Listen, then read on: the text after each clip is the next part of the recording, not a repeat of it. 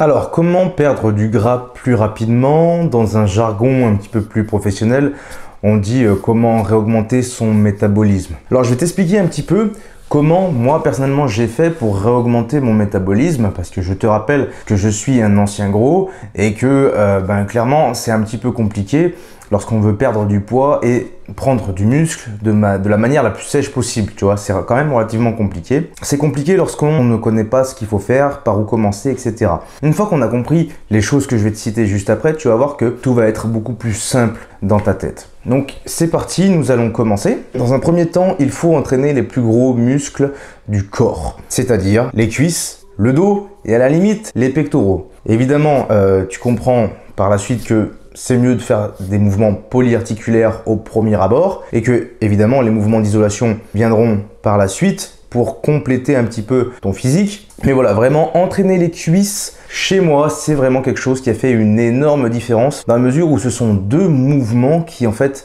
au-delà d'entraîner les cuisses, entraînent tout le corps. Hein, je te rappelle que le squat, forcément, tu as une barre voilà, qui repose un petit peu sur tout ton corps. Il y a une homéostasie, il y a une synergie, en fait, au niveau du relais musculaire, etc. C'est très taxant en énergie. Hein. Vous faites une séance de squat, une séance cuisse et une séance haut du corps. En général, vous rentrez pas de la même manière chez vous. Hein. Il y en a une des deux séances avec laquelle vous allez être vraiment épuisé. Mais bonne nouvelle, voilà, ça dépense plus de calories. Au-delà de ça, entraîner les cuisses, vu que c'est quand même le muscle le plus gros du corps, c'est la partie la plus grosse du corps. Hein. Lorsque vous allez mettre plus de masse musculaire sur cette zone, évidemment, ça va être proportionnel au volume initial du muscle. Donc, vous avez plus de potentiel en termes de gain musculaire. Mais qu'est-ce que ça veut dire tout ça? Si vous augmentez votre masse maigre, elle va puiser plus d'énergie, même au repos, car tout simplement, il faut que votre corps veille à maintenir votre masse musculaire. Et évidemment, plus vous avez de masse, plus ça va consommer de l'énergie, des calories, et donc plus vous allez avoir un métabolisme élevé.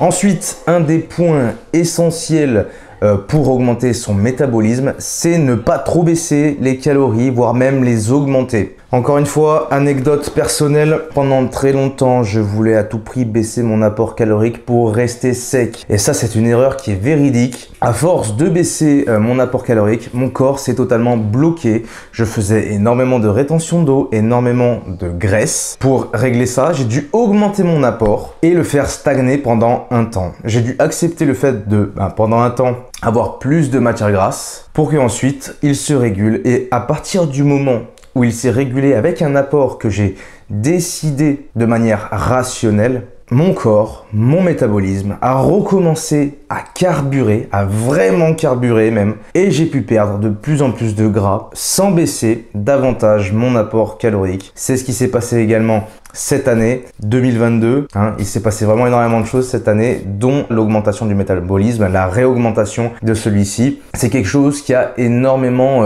changé mon physique et la confiance que j'avais en moi et surtout en mon propre corps. Et on en vient au dernier conseil que je peux te donner, c'est toujours te focaliser sur ce qui est rationnel et vraiment mettre à part ton émotivité, tes émotions. Qu'est-ce que j'entends par là? Lorsqu'on veut perdre du gras, comme je l'ai dit depuis le début, on a tendance à vraiment trop réduire son apport calorique parce qu'on fait face à nos émotions de peur, avoir peur de grossir, peur que ça ne marche pas. Plus évidemment, il y a l'envie par-dessus d'atteindre au plus rapidement notre résultat. On est trop extrême et notre corps ne peut pas tenir. On ne peut pas être sadomaso en fait vis-à-vis de ce fait-là, d'accord? Voilà, donc l'émotivité, vous la mettez de côté, vous restez rationnel.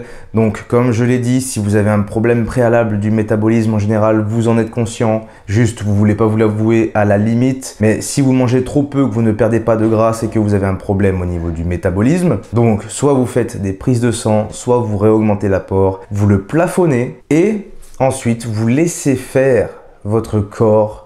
Vous laissez votre corps s'adapter et vous allez voir que petit à petit, il va rehausser le métabolisme. N'hésitez pas, comme je l'ai dit, à faire des prises de sang, vérifier que tout soit bien correct au niveau analyse sanguine et ensuite, vous pourrez entreprendre quelque chose de beaucoup plus concret et rationnel. Si tu veux aller plus loin dans ta démarche, atteindre tes objectifs, je te rappelle que tu as mon programme personnel avec mes techniques d'entraînement, etc. Ce programme est le Chad Programme. Il est lien en description sur mon site de coaching loanprelo.com. En plus de ça, il est en promotion actuellement, donc n'hésite pas. Également, si tu veux redessiner ta mâchoire, réduire tes joues, moins de double menton et prononcer l'angle de ta mâchoire, c'est lien en description sur le site joedesign.fr qui te propose les gommes d'entraînement des masséters, les gommes avec lesquelles moi-même j'ai eu des résultats parce que évidemment je ne propose que des produits en lesquels je crois ici. En plus de ça, tu as un code promo comme d'habitude, ça fait plaisir. Je te souhaite de prendre soin de toi et je te dis à la prochaine pour une nouvelle vidéo.